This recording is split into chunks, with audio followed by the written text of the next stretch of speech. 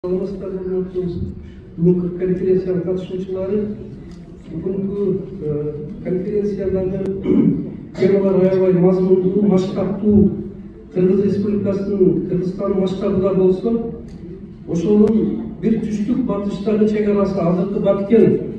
Аны Баткендеги чек-арабыз Кудай сактасын, тынчтык берсин. Көп көйгөйлөр болуп, ошол жактагы чек-арабыздын маселесине арналган менин баяндамам түштүк батыш Кыргызстан, анын ичинде Сүлүктүү Лейлектин мынабул Кыргызстандын курамына кирүүсү, Кыргыз автономиялык областы Кыргыз Республикасынын курамына кайра кирүүсү жөнүндөгү тема болуп эсептелет. Ал кыскача тарыхы мен убакытты көп келтирбей, мынау жерде мына эки период бар. 80-жылдардан бул маселени Самарканд, Ташкент, Москва, Хаджент, Душанбе, Бишкек архивтерден иликтеп, анан ошонун негизинде ушул эки китебимди чыгардым. Мына Сүлүктүү Лейлек тарыхы. Бул жерде өтө чоң маселе бар. Азыркы күндөрдө ошо чек-ара маселеси ойлонуп келатат. Кудайга шүкүр, мына жетекчилигибиз азыр чечейин деп атабыз деп. Бул жерде көбүнчө мына Сүлүктүү Лейлек аймагы, ал жерде азыр 1,5-200 миңге жакын калып жашап атат. Кыргыз автономиялык областы 24-жылы түзүлгөн кезде Өзбекстандын курамында калып калган экен. Өзбекстандын курамында калып кеткен. Кийинки мени берсеңиз, ошондо ал жактагы эл мына Бөксө Сибирги, Чапкылдык, Байкесек жана башка кыргыз уруулары Өзбекстандын курамында калып калгандыгына байланыштуу ал жердин аксакалдары Ташкент, Москвага кат жазып көп жолу кайрылышкан. Бирок сөз орундалышы кыйын болуп, элдин мүдөөсү мына цифрадан сандан көрүп турасыздар силер. Мына жерде мен архивдик материалдардан алып туруп бергенмин. Халктын ошол аймактагы 75,5% кыргыздар болгон деп жатат. Ал эми алар ошо Өзбекстан. Азыр ушул жерде бир чоң жаңылыштык болуп жүрөт, кээде талаш болуп. Залиди Курманович, ошо сиздин шагиржан, сиз менен окуган. Ошолор менен биз көбүнчө эме кылабыз. Тажикстандан өткөн, Тажикстандын курамында болгон деп атат. Жок, ал кезде мына тарыхчылар билесиздер, Тажик автономиялык областы өзү Өзбекстандын курамында болгон. Мынау мен иликтегенде протоколдор чек-араны чечүү боюнча маселе Самарканда, андан кийин Ташкентте, Бишкекте, Москвада талкууланган. Ал жерде Душанбеде деген эме протокол жок. Мен мынау жерде сөздү кыскартыш үчүн протоколдорду өзүмдүн иликтөө иштеримде бердим. Себеби менин алгачкы кандидаттык диссертациям ошол Сүлүктүү Лейлек тарыхы ошонун Кыргызстанга кошулуусуна арналган тема болду. Менин жетекчим Кыргыз Улуттук Илимдер Академиясынын профессору, көңүлдөр билесиздер, Жолдошбек Мамабай болгон. СМГ ошол кездеги КГБнын Кыргыз Республикасындагы биринчи орун басары болуп турган адам жетекчи болгон. Мына ошондон кийин 24-жылы жанагы андан кийинки таблицаны берсеңиз, сүрөттө астында Абдыкадыр Орозбеков атабыздын дагы мына элдин атынан кайрылуулары бар. Бирок акылы жүрүп 24-жылдан 2 жыл кайрылып жүрүп, андан кийин 26-жылы жанагы чек-ара маселеси боюнча кайра маселе талкууланып далилденгенден кийин калктын курамы боюнча бул аймак Лейлек аймагы Кыргызстанга өткөрүлүп берилген. Бирок Сүлүктүү көмүрү жана Драгомирового чейинки темир жол бул мына ушул Сүлүктүүдөн азыркы Пролетарский Хаджентке ошол жака чейинки темир жол экөө калып кеткен, калтырылган алардын составында.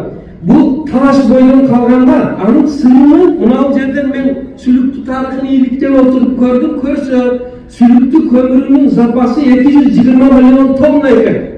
Ташкенттеги архивтерден анан ошол кезде чыккан китеп тарыхый булактардан карасам, ал жерде мына ушул запасы берилген. Жана мындай деп тур: по качеству и по сорту, по калорийности самый наилучший в Средней Азии деп тур. Сүлүктүү көмүрүнү. Мына ушул анан Козу Баглан дарыясы, анан жанагы темир жолдун айынан бул жерди берилиш маселеси тартыш болуп жүрүп, ошондо анан кийинки капты берсеңиз, Мына Жусуп Абдрахманов мына атабыздын ошондо Сталинге жазган катыны мен эми азыр мына эмелерге жыйнактарга чыгыптыр. Ошол кезде бул элдин үнүнү жеткизиште мына Иманалы Айдаралиев, Айдаркулов жана Жусуп Абдрахманов, Абдыкадыр Орозбеков аталарыбыздын мамлекеттүүлүк, элчилдик, анан кыргыз территориясыны, аймагыны бекемдеп, кыргыздар жашаган жерди кыргызга кошууга өтө чоң салым болгон экен. Анткени жанагы Иманалы Айдаркулов Ревкомдун төрагасы дейт, ал азыркы кезге алып караганда ошол кездеги өкмөттүн башчысын көрдүм, көрсө сүлүктү көмүрүнүн запасы 220 миллион тонна экен. Ташкенттеги архивтерден анан ошол кезде чыккан китеп тарыхый булактардан карасам, ал жерде мына ушул запасы берилген. Жана мындай деп тур: по качеству и по сорту, по калорийности самый наилучший в Средней Азии деп тур. Сүлүктү көмүрүнү. Мына ушул анан Кожо Баглан дарыясы, анан жанагы темир жолдун айынан бул жерди берилиш маселеси тартыш болуп жүрүп, ошондо анан кийинки катты берсеңиз, кат бар ал жерде.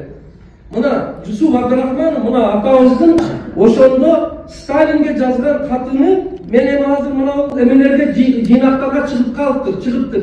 Ошол кезде бул элдин үнүнү жеткизиште мына Иманалы Айдаралиев, Айдаркулов жана Жусуп Абдрахманов, Абдыкадыр Орозбеков аталарыбыздын мамлекеттүүлүк, элчилдик, анан кыргыз территориясыны, аймагыны бекемдеп, кыргыздар жашаган жерди кыргызга кошууга өтө чоң салым болгон экен. Анткени жанагы Иманалы Айдаркулов Ревкомдун төрагасы дейт, ал азыркы кезге алып караганда ошол кездеги өкмөттүн башчысы деп туруп, мына иликтөөлөрдө айтылып атат. Мына жерде Жусуп Абдрахмановдун Иосиф Виссарионович Сталинге жазган каты турат. Ал жерде ал Лыцеевдин токтому сүлүктү Лейлек аймагыны кошулбастан Өзбекстандын курамында калып кеткени корни неправильно деп туруп, аны социалдык, саясий, экономикалык, улуттук курам боюнча далилдеп туруп,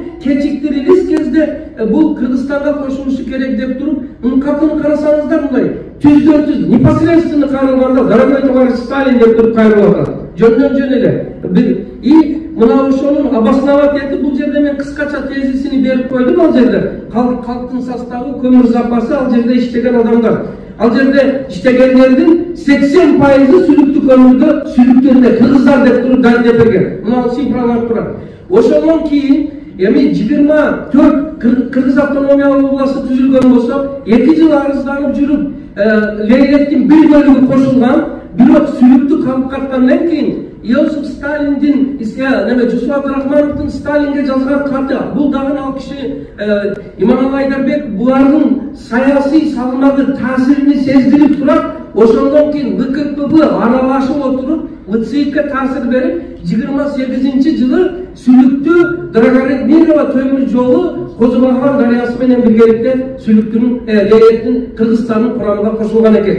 Мен бул тарыхый маалыматтарды иликтегенде 87-89 жылдар болгон. Азыркы күндө бул өтө актуалдуу маселе болуп калды. Элдин ан сезимиде, биздин комшуларыбыздын ан сезимиде Тажикстандан, Хаджент уезден чыккан деген маселени бул архивдик материалдар тастыктап атат. Жок, Өзбекстандын курамынан кошулуп алынган деп. И Кудайга шүгүр, ошол айтсам ооба.